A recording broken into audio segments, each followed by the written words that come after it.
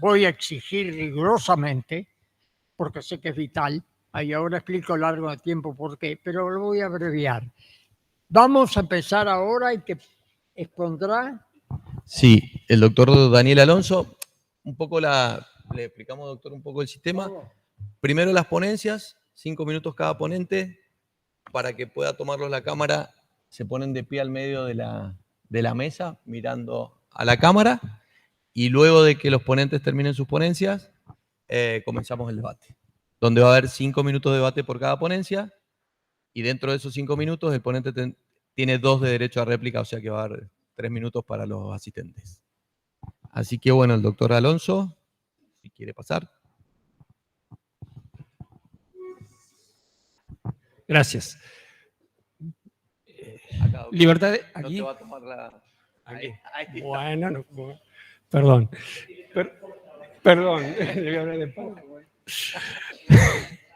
Bueno, libertades económicas y constitucionalidad. La Argentina fue un país que inició su derrotero constitucional levantándose contra el monopolio.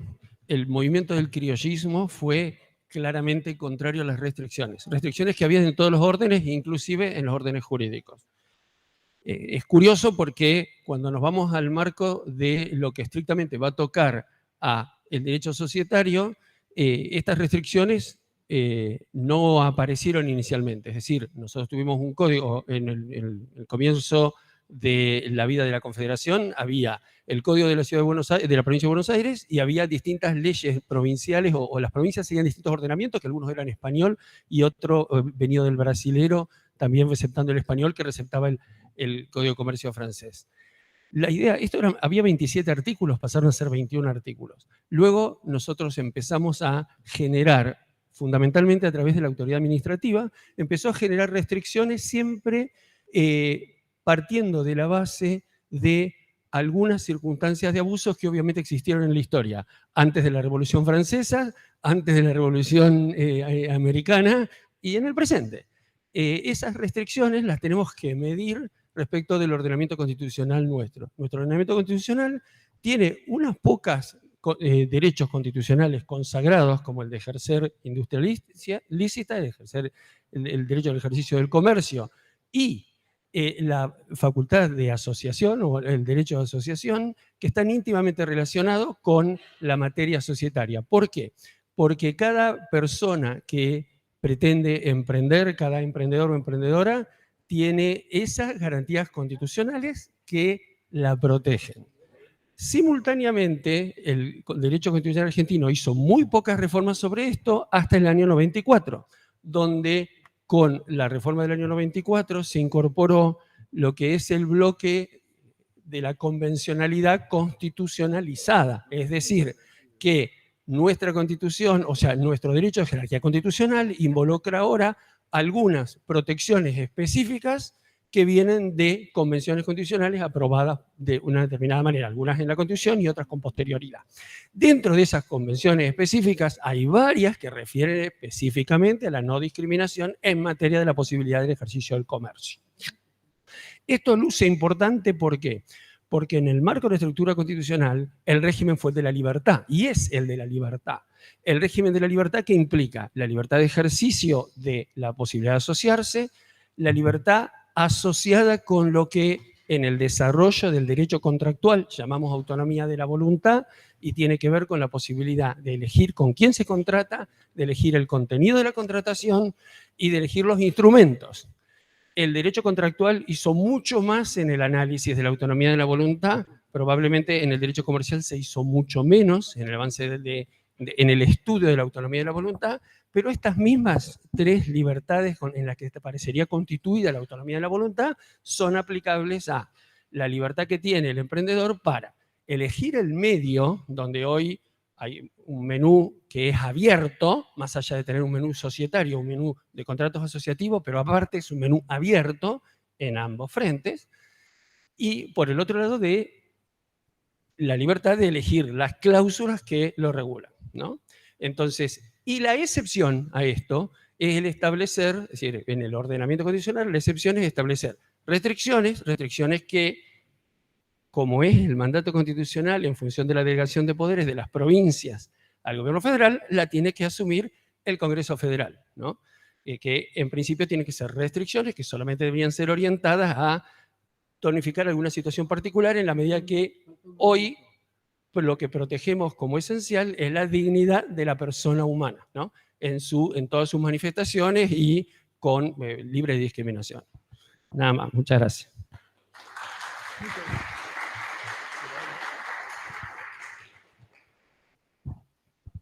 Gracias. Bueno, doctor Areche. Buenos días. Mi ponencia se titula... Si se pone el micrófono. ¿Así? Así. Mi ponencia se titula La causa-fin en la sociedad de su evolución y tendencia. Como nos dieron las instrucciones, la ponencia está por escrita de manera tal que yo solamente me voy a limitar a marcar algunos aspectos que puedan despertar interés para el debate o el intercambio de ideas. La causa-fin ha sido tradicionalmente en nuestro Código de Comercio y en el Código Civil la utilidad o el lucro.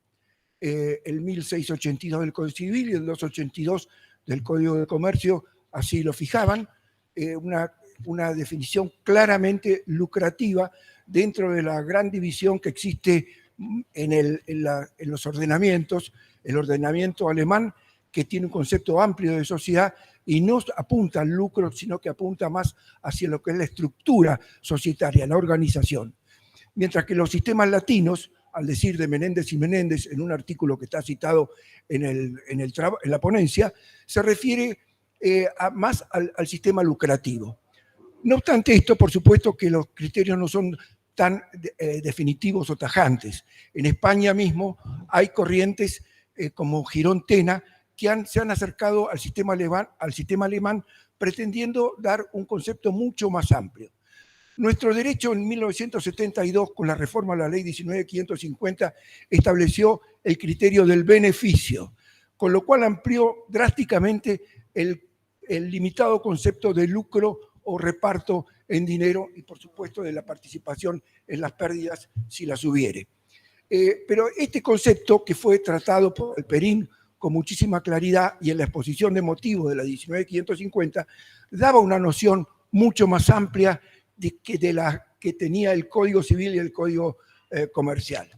Este concepto de la ley 19.550 se ha mantenido desde 1972 y se ha incorporado a la unificación en el Código Civil y Comercial de la Nación. Podemos decir que en nuestro derecho, si bien partimos de un sistema restringido de lucro, nos hemos extendido hacia el beneficio con un criterio mucho más amplio, donde se comprenden actividades que no siempre pueden ser lucrativas como las que refería el Código de Comercio o el Código Civil. Pero también el proyecto de reforma a la ley 19.550 del año 19, con una prestigiosa comisión de juristas, estableció un criterio novedoso que también es un criterio que apunta en el derecho. Primero, el riesgo común y segundo, la participación en los beneficios. Pero agregó a renglón seguido otro aspecto, una variante de sociedades que podían no distribuir sus utilidades, para lo cual había que adoptar cierto procedimiento, el cual puede ser o no criticable, merecería un desarrollo mucho más amplio. Pero la tendencia en el derecho es precisamente adoptar criterios generales. La sociedad tiene una finalidad mucho más amplia y en este sentido se acerca a la asociación del Código Civil en su nueva redacción, que admite que las asociaciones tengan beneficios, utilidades, no para distribuir entre sus miembros o sus asociados, sino para destinarlos a su propia finalidad. Posiblemente también el proyecto de reforma del 19, que no logró su sanción, tenía por finalidad incorporar las sociedades B, las BIC, sociedades que tienen una finalidad no exclusivamente lucrativa, sino una finalidad de bien general a cumplir, de respeto al medio ambiente. O sea que lo que yo apunto, lo que yo quiero sostener es que La finalidad de las sociedades, la causa fin de las sociedades, se ha ampliado enormemente. De un criterio de lucro ha pasado a un criterio mucho más general, dando énfasis a la estructura y a la organización. Nada más. Muchas gracias, doctor. Si se le pasa. El doctor Marcelo Barreiro.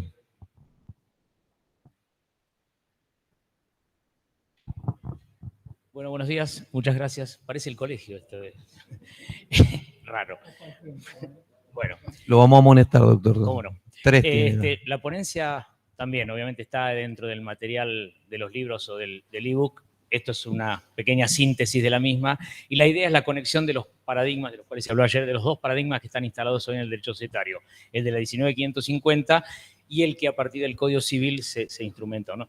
Digamos, cada momento histórico sociopolítico generó un paradigma societario. El que rige en la ley argentina viene del institucionalismo, del Estado Social de Derecho de la República de Weimar y generó un modelo en donde el hecho normativo condiciona el hecho sociológico económico. Es decir, solamente tenemos negocios válidos del hecho económico si atraviesan la tipicidad, si atraviesan uno de los tipos generados por la ley. Es la única forma para que ese hecho sociológico sea válido normativamente y esto generó la nulidad por atipicidad, la irregularidad, la limitación de la autonomía de voluntad en el régimen de la 19.550, en donde, si bien considerábamos a la sociedad un contrato, no tenía las características de los contratos típicos y la limitábamos mucho de su ámbito de participación, y todo este núcleo de normas configuró un paradigma que nos rigió durante 50 años y que daba un contenido a cada uno de los elementos e institutos dentro de la normativa societaria. ¿Qué pasó con esto? Primero en el mundo, digamos que para la sociedad cerrada, esta normativa rígida, estructurada, generaba inconvenientes para el desarrollo adecuado y empezó a verse más necesaria la regulación de las normas internas, de la posibilidad de que, saliendo de la presunción paternalista de que el legislador era mejor que el operador económico, de que los propios operadores económicos, sobre todo intrasocietariamente, regularan a través de normas propias las cuestiones de la vida societaria. Es decir, buscar soluciones ex ante, como dice Pasares, antes de ir al conflicto y resolver sobre el conflicto, que es el modelo que en nuestro país se desarrolló. O sea, nuestros tribunales resuelven conflictos societarios que muchas veces lo que hacen es acrecentar. Digamos, no hay un modelo de solución del conflicto. El conflicto se instala, se eterniza a través de multiplicidad de expedientes y no hay una solución específica ni en la ley ni en la interpretación de la actuación de los tribunales. Y en ese sentido los operadores jurídicos también nos formamos para el conflicto antes que para la generación de negocios y el desarrollo de negocios, con lo cual ese modelo también se quebró en el mundo con multiplicidad de normas, sociedades simplificadas o flexibles en este sentido, que la Argentina no tenía hasta que llegó el Código Civil y Comercial en primer lugar y empezó a romper aquella manda rígida y estructurada. ¿A través de qué? De quitar la sanción de la nulidad por irregularidad y darle a aquella sociedad que estaba estigmatizada, excluida, que era la sociedad de hecho y la irregular, estatus societario básico y esencial. Para nosotros con Arecha en un trabajo que publicamos hace un tiempo es la sociedad básica. Es más, era la sociedad básica antes también, porque si bien era estigmatizada, etcétera, etcétera, era la más constituida en la Argentina desde tiempos inmemoriales, con lo cual el hecho económico siempre supera al legislador y esa era una demostración mayor. A partir de allí, también la sanción de la ley de SAS, que es la que nos enanca claramente en el modelo autonómico casi contractualista, con este Estado social de mercado que es el que caracteriza el porqué de esta sociedad. ¿Qué pasó con esto? Venimos trabajando en la convivencia de estos dos sistemas, básicamente hasta ahora, en mi mirada, viendo cómo hacemos para meter la ley de SAS en la 19.550. Es decir, ¿qué quiere decir aquello de que se aplica solo subsidiariamente? Hagan como que no pasa nada, solo subsidiariamente y en cuanto se concilie, esto es televisión en vivo, y en cuanto se concilie la 27.349 con la 19.550, con lo cual hemos tratado, y esto tiene que ver con que los operadores jurídicos siempre nos gusta más lo que existe porque lo conocemos que lo nuevo, hemos tratado de ver cómo enancamos o cómo metemos la SAS dentro de la 19.550. La mirada de la ponencia es al revés. ¿Cómo reinterpretar la 19.550 a partir del derecho autonómico que nos consagra la sociedad de la sección, tengo un minuto, la sección cuarta y la SAS?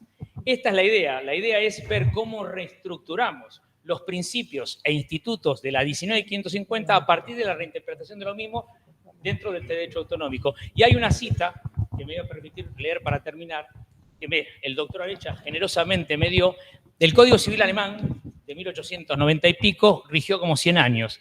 Y en la edición española del año 1998, un autor dice, y creo que es la interpretación posible para atrás, que el razonamiento, digamos, de ese código, que literalmente sigue siendo igual 100 años después, se ha modificado por la reinterpretación jurisprudencial de sus normas. Gracias. Que vos me cortes, Karim, que estás en el cinturón.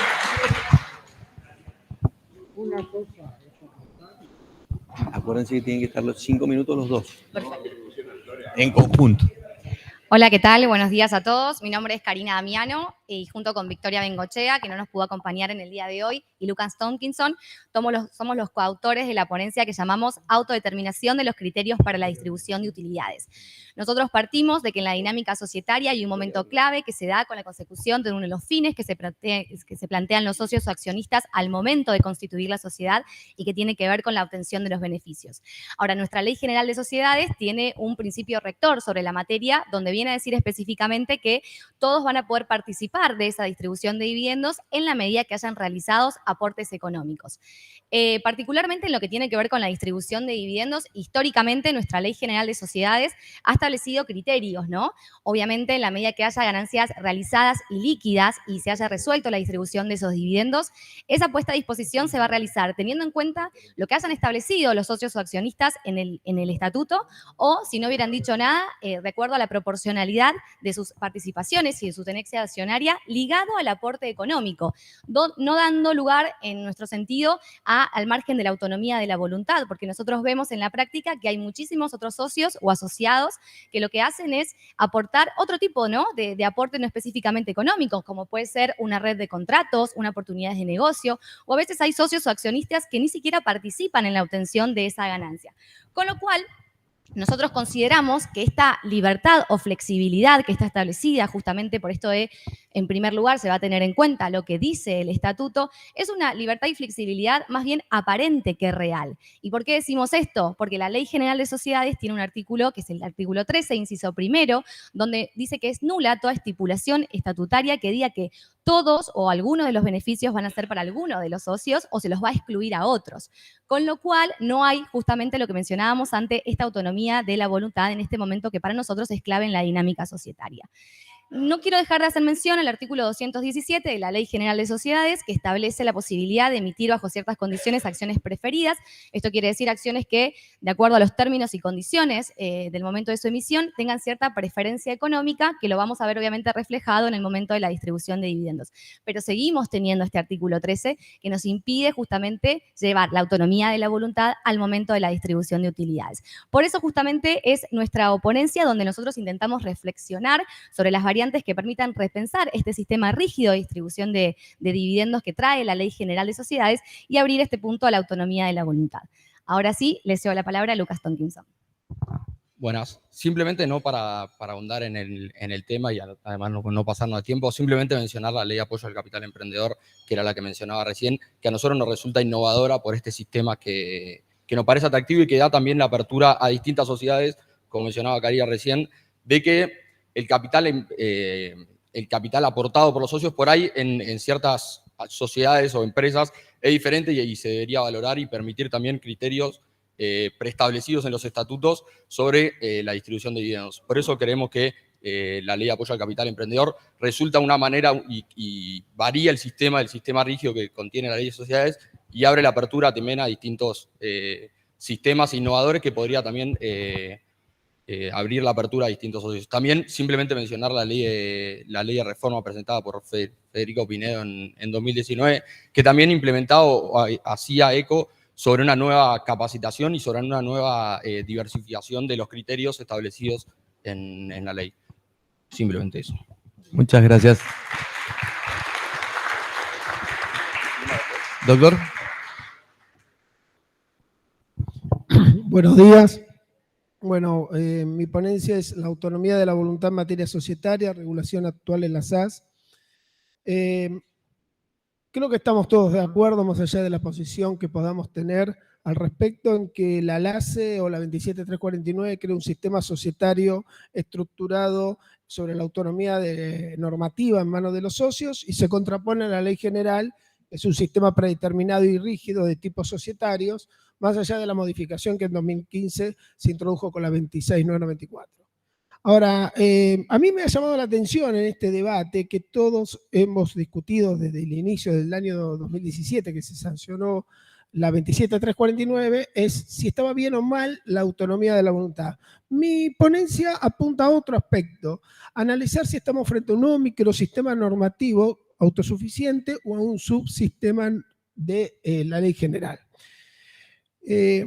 Analizarlo, no quiero decir con esto que el debate sobre si está bien o mal analizar la permisión de autonomía normativa en manos de los socios no deba darse, al contrario, esto va a depender siempre de una posición metaética que cada uno pueda tener respecto a la autonomía de la voluntad. Desde ya que están quienes postulan que al hombre hay que, a la persona humana hay que controlarla y quienes sostienen lo contrario. No es esa la posición que quiero discutir. Tampoco discutir si contamos con toda la información en el mercado para actuar con una verdadera autonomía de la voluntad y hacernos cargo de las consecuencias, o si realmente esto nos excede, no contamos con esa información. Ese es otro tipo de debate. Lo que quiero destacar es que la LAS no es un subsistema, como sostienen algunos autores. Incluso hay quienes afirman que directamente el tipo societario de la SAS no es una sociedad porque carece de objeto y de patrimonio. No quiero entrar en esa discusión, pero sí en otra que dan otros autores que son más contemplativos con la 27349, pero sostienen que están sometidas al régimen del capítulo primero de la 19.550. Yo sostengo que no, que esto no puede ser así. No quiero decir que me guste como está regulado, sino que analizo lo que está regulado. Y a mí me parece que no nos podemos olvidar de qué intención tuvo el legislador, que lo dejó plasmado en el mensaje de elevación de la 27349, cuando habló respecto del tipo societario, habló de autonomía de la voluntad en la creación, constitución y en la regulación contractual de sociedades. Me parece entonces que, nos guste o no, el capítulo primero y aún el artículo 13 que recién Karina citaba, no es aplicable. Después discutiremos si esto merece ser un objeto de una reforma de la ley, pero no es aplicable. ¿Esto quiere decir que entonces tengo libertad absoluta? No.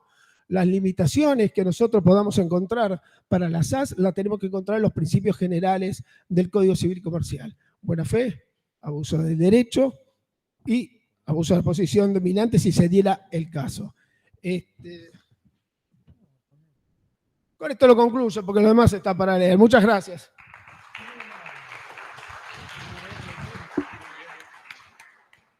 Doctora.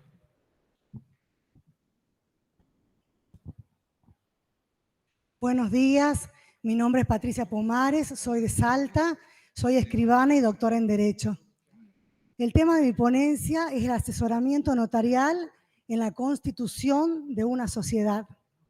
Escogí este tema porque como docente, que es algo que me apasiona y que enseño a diferentes futuros profesionales, como contadores, abogados, futuros escribanos, digo la importancia que tiene la creación de una sociedad. Todos los que estamos aquí y que vamos a todos los congresos, nos capacitamos, siempre buscamos qué innovación, qué actualización podemos aprender como una herramienta nueva. Es por ese motivo que de ninguna manera podemos escapar al avance tecnológico, pero tampoco debemos dejar de lado de tener en cuenta que una sociedad no solo nace con la suscripción del instrumento constitutivo, sino que antes hay algo mucho más importante, como es el asesoramiento de un profesional, sea contador, abogado, escribano o cualquier otro profesional. Mucho más si se trabaja en forma interdisciplinaria, que es lo interesante cuando uno quiere formar o constituir una sociedad. Es por eso que estas SAS que ha venido a innovar nuestro campo de acción, no debemos permitir que nos tengamos que circunscribir un formulario, como se hace en muchas jurisdicciones. Ahí no entra nuestro asesoramiento. Yo, de acuerdo a mi maestro, Emilio Cornejo Costa, que fue uno de los fundadores de estos congresos, siempre decíamos, cuando vemos un contrato que el plazo es 99 años, nos damos cuenta que fue como un modelo casi copiado. ¿Por qué no poner un plazo que las partes establezcan o que realmente esté adecuado al objeto social? Tenemos una ley que ya cumple 50 años, que está vigente plenamente, a pesar de todo la reforma, la unificación legislativa, y sin embargo no ha perdido vigencia. Ha tenido algunas modificaciones, pero la estructura del artículo 1, como es la columna vertebral de la ley, tenemos que tenerla presente y asesorar a cada uno de los requirentes, porque las personas que concurren a nuestras oficinas tenemos que aprender a hacer docencia y darle todas las herramientas que ellos no conocen. Por lo tanto, tenemos que darle mucho más allá de un formulario preimpreso. Por ejemplo, ¿por qué no hablarle del affectio societatis? Un aspecto tan importante y que está explícito en toda la normativa. ¿Por qué no hablarles del protocolo familiar? Que es una herramienta que soluciona muchísimos problemas. Yo como escribana por mi profesión lo recomiendo mucho, porque realmente soluciona muchos, el día de mañana, muchos problemas quizá. Y de esta manera, por eso hago hincapié en el asesoramiento profesional al momento de constituir una sociedad. Me parece relevante, me parece que tenemos que adecuarnos a los tiempos, no nos va a quitar trabajo una firma digital o una SAS, pero también no perder de vista que todo eso que adquirimos tenemos que ofrecerlos a nuestros clientes. Muchas gracias. Sí, bueno, vamos a abrir el debate. El procedimiento que estableció el presidente que está hablando por teléfono es, vamos a tomar primero la primera ponencia, luego la segunda y así. Pueden anotarse 3 personas que quieran debatir la primera ponencia. Doctor Fabián Dubois. ¿Tiene nadie más? Bueno, tiene 1 minuto. Ahí va a haber una persona que le alcance el micrófono, pero si no le molesta, se lo alcanzo yo.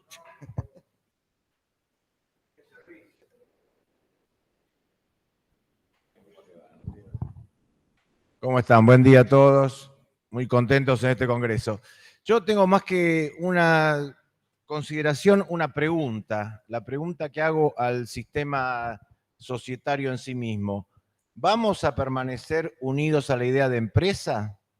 ¿Que la sociedad es para una empresa o no? Y esta es una pregunta que le quiero hacer a todos los ponentes. El negocio societario, además de la estructura interna, los temas de ganancias, distribución de utilidades, contractualismo, contrapublicismo, ¿mantenemos la idea de empresa o no? Porque esa me parece que es una definición muy importante para la estructura. Le pregunto también a las demás, ¿es por ponencia que se pregunta? Sí. Bueno, la pregunto ahora que tengo el micrófono, después me lo contestan. ¿El tema de la libertad de dividendos se refiere a que haya también accionistas sin dividendo? O sea, escindir la calidad de socio y dejarlo con el poder a lo mejor, pero sin el dividendo. Esa es la pregunta para el que hizo esta ponencia. Bueno, era eso. Muchas gracias.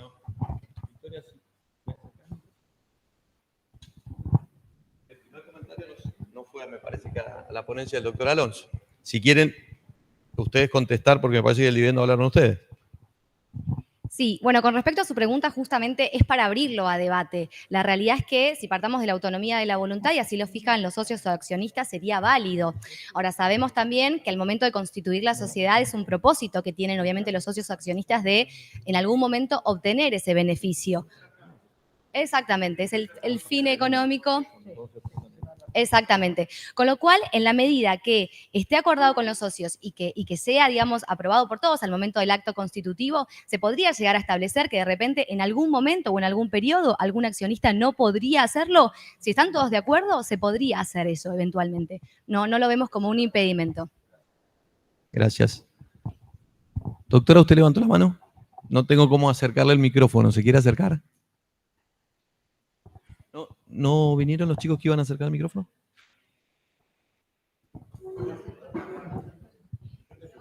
Gracias. Ahí viene. Acá a la derecha.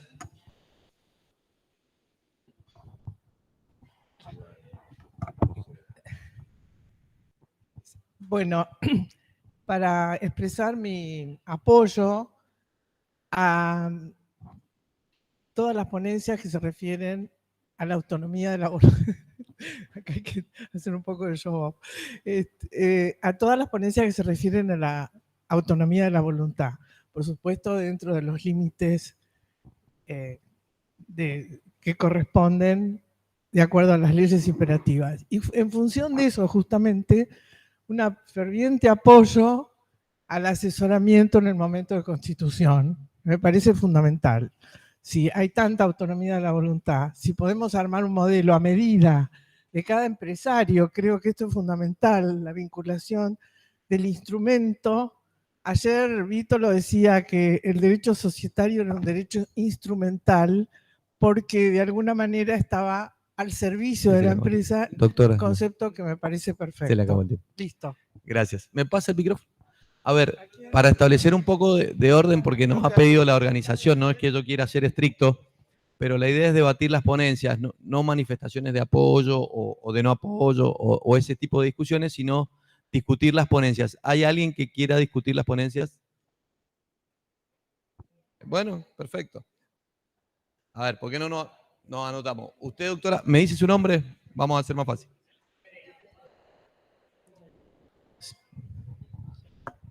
Doctor, ¿me dice su nombre? Junjen Bass. Junjen Bass, no lo había conocido. Gracias. ¿Alguien más? Uno, Tomás, dos, Araya, Bruno. ¿Cómo estás, Bruno? Y la doctora. Bueno, tenemos cinco personas. ¿Les podemos pedir que se pasen el micrófono entre ustedes? Ah, vos lo vas a ir pasando. Llegaste. Perfecto. Bueno. Vos después contestás. Los ponentes contestan, tienen 2 minutos. Entonces vamos, No, yo soy... 1 minuto con las 5 personas que se anotaron. Sí. Bueno. A mí me toca hablar. Sí, estoy para hablar. Bueno, a la contestación...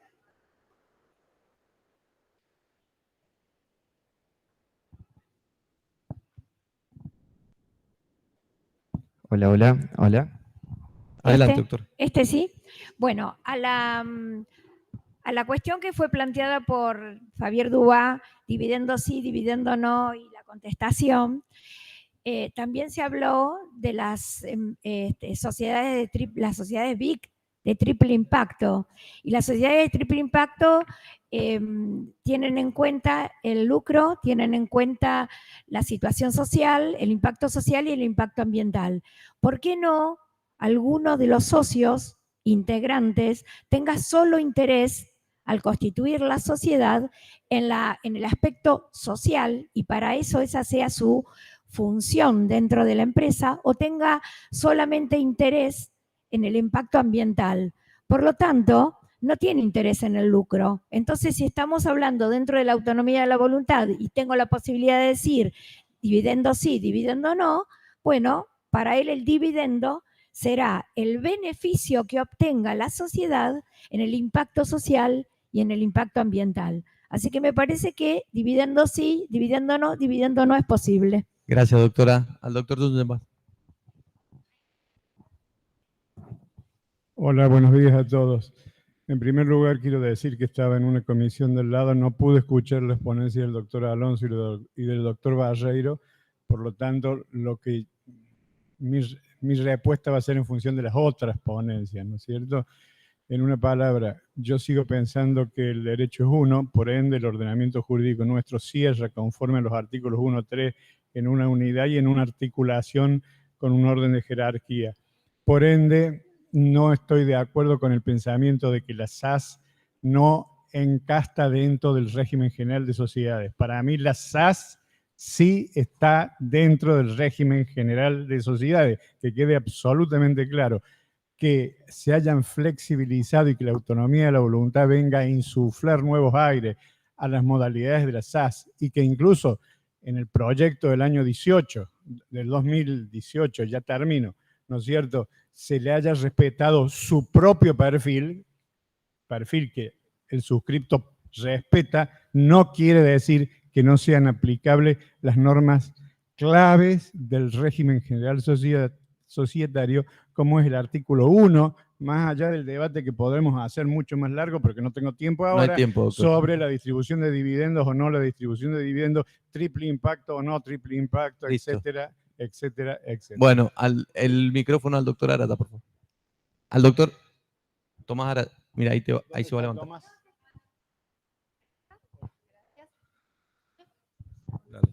Bueno, gracias. Yo estuve al principio, así que voy a hablar sobre las 3 primeras ponencias rápidamente. La ponencia de Daniel Alonso.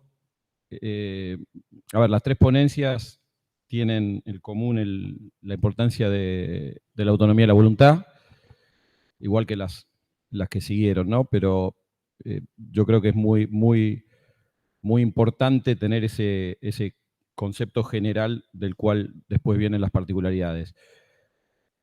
En la ponencia, obviamente, de Daniel, muy, muy, muy importante porque ubica la temática en la matriz, digamos, en la matriz constitucional.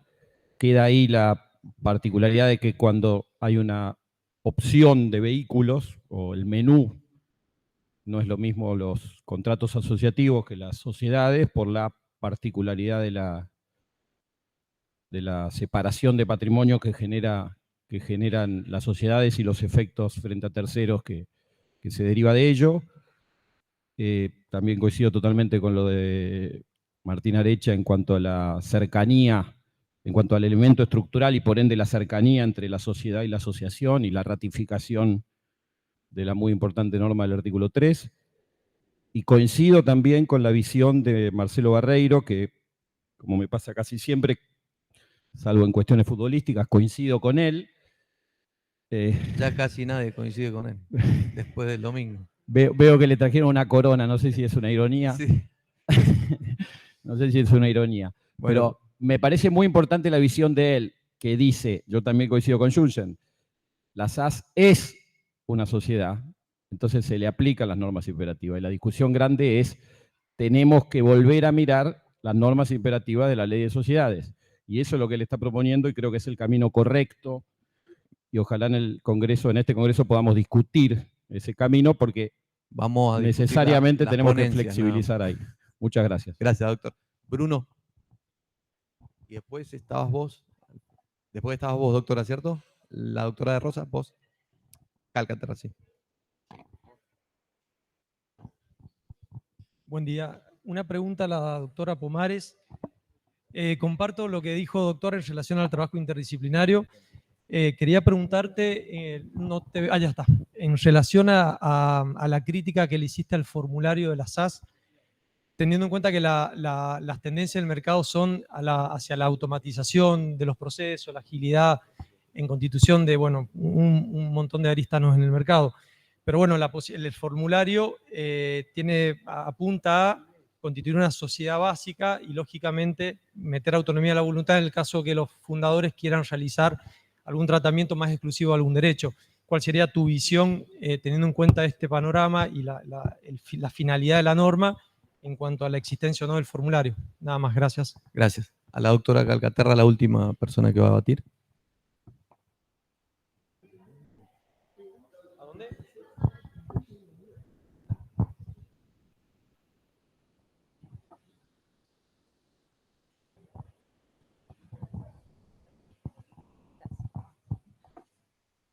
Buenos días. Rápidamente. Creo que la primera reflexión es para darle más lugar al doctor Barreiro, que seguramente le faltó tiempo para terminar de explayarse, le gusta, su estilo es más extenso, porque coincido absolutamente con lo que dice acerca de que la SAS nos despabiló a todos hacia reinterpretar el derecho societario en principio de la autonomía, con respecto al ejercicio de la autonomía de la voluntad que nos deja aún así la ley que tenemos vigente. Y creo, doctor, a lo mejor sumando a lo que usted decía, que aplicando y respetando el principio organicista y revisando las normas imperativas que tenemos vigentes. Con respecto a quien planteaba, a Cultraro, cuando plantea esta autonomía que se persigue respecto de la SAS con relación a la ley 19.550, la Ley General de Sociedades es Ley General de Sociedades y para poder interpretar y aceptar que las SAS son sociedades, vamos al artículo 1 de la ley. Por lo tanto, la ley de SOSAS implica y es parte del microsistema societario que se define a través de la 19.550 y a partir de allí iremos al ordenamiento jurídico después a cubrir las lagunas y en cuanto sea compatible. Y para tomar el guante que nos lanzó el doctor Fabier Dubois, a lo mejor, Eduardo, lo que tengamos que repensar es el alcance y contenido del concepto de empresa también, porque si sacamos el lucro de la definición de empresa y nos afianzamos en la idea organizativa que involucra a la empresa, todavía podríamos seguir hablando a lo mejor de la empresa como objeto de atención de las sociedades. Gracias. Gracias, doctora. Bueno, el doctor Cutrado nos ha pedido contestar primero porque tiene una audiencia. Y nos quedan 2 minutos. Nos quedan 2 minutos para que entre la próxima comisión, así que por favor van a ir contestando los ponentes. Tienen 2 minutos por ponente, ¿sí? Bueno, breve. Respecto al tema de empresas, yo pienso que lo postulo en otra ponencia referido a sociedades profesionales. Si vamos a tener una ley general, como algunos sostienen, para todas las sociedades, bueno, el concepto de empresa no debería ser determinante. Mi idea es que en la 19.550 debe estar el concepto de empresa. No sé si con esto te doy una visión. Y que haya otros sistemas societarios. Respecto de por qué sostengo que es un microsistema normativo autosuficiente distinto a la 19.550, el artículo 33 y 62 de la 27.349 me llevan a esta interpretación. Cuando el legislador en el 33 dijo aplica la 19.550 en forma supletoria, pero sin contravenir las normas de la LACE, lo hará porque tiene vacío legal o contractual. Cuando dijo no, un sistema de orden público se aplica, puso el 62 y dijo la ley de contrato de trabajo se aplica expresamente a las SAS. O sea, la estructura normativa de la 27.349 me lleva a sostener o a interpretar que hay un microsistema distinto del 19.550. ¿Es bueno o malo? Ese es otro debate. Gracias. Gracias. Gracias. ¿Usted, doctor Barreiro? Bueno. Sí, ¿Alguien más va, de los ponentes, sí. alguien más va a contestar? Arech. Acá está. Bueno, cortito. El tema escúchenme, si nos piden la sala nos vamos a tener que ir, así que les pido por favor que sea lo más sintético posible. Adelante, perdón. Bueno, con respecto al me está tema, retando el doctor Agdazo, me dice que ya... No tenemos más sala. No, dale, Marcelo, dale. No, digo, respecto de lo que dijo la doctora Calcaterra, le agradezco y sí, la ponencia tenía que ver con esta reinterpretación que nos ha pasado ya con institutos, lo propio de la pandemia que nos ha permitido, por ejemplo, Bueno, ¿no se escucha? Que nos ha permitido hacer las asambleas, incluso el registrador de la capital, yendo contra su propia doctrina, permitió asambleas a distancia por las circunstancias, con lo cual esa reinterpretación creo que va a seguir. Y sobre el tema de empresa, si es empresa económica, no. Si es empresa en sentido amplio, como dijo Gabriela, creo que sí, la sociedad es vehículo de la empresa económica, pero no toda sociedad tiene que tener una empresa económica, máxime con lo de la causa fin que estamos replanteando, que el ánimo de lucro no es hoy obligatorio en la sociedad. Gracias, Marcelo. Martín. Bueno, doctora, la tengo presente. Brevísimo. Brevísimo. Respecto de la empresa, adhiero a lo que dice Marcelo Barreiro. Yo creo que el principio de organización es organización jurídica. Así que es un problema más terminológico. Y los dividendos, el dividendo es un derecho subjetivo, de manera que yo lo puedo disponer como se me dé la gana. Gracias. Queda una sola ponente que va a responder. Respondiéndote a tu pregunta, hoy le toca el tema a la SAS, que todos sostenemos que es una sociedad y que se rigen por los principios del derecho societario. A lo que yo me refiero que no podemos permitir que el órgano de contralor o el que inscribe siempre tenga principios predispuestos en todo tipo societario. En otros congresos se discutía el tema del capital social, por ejemplo. No puede ser que para una consultora nos ponen un capital chico y para una minera lo mismo. Entonces, no podemos permitir que la autonomía de la voluntad sea un formulario donde haya que rellenar algunas cuestiones y nada más. Bueno, muchas gracias a todos. Cerramos la comisión y entregamos el aula en tiempo.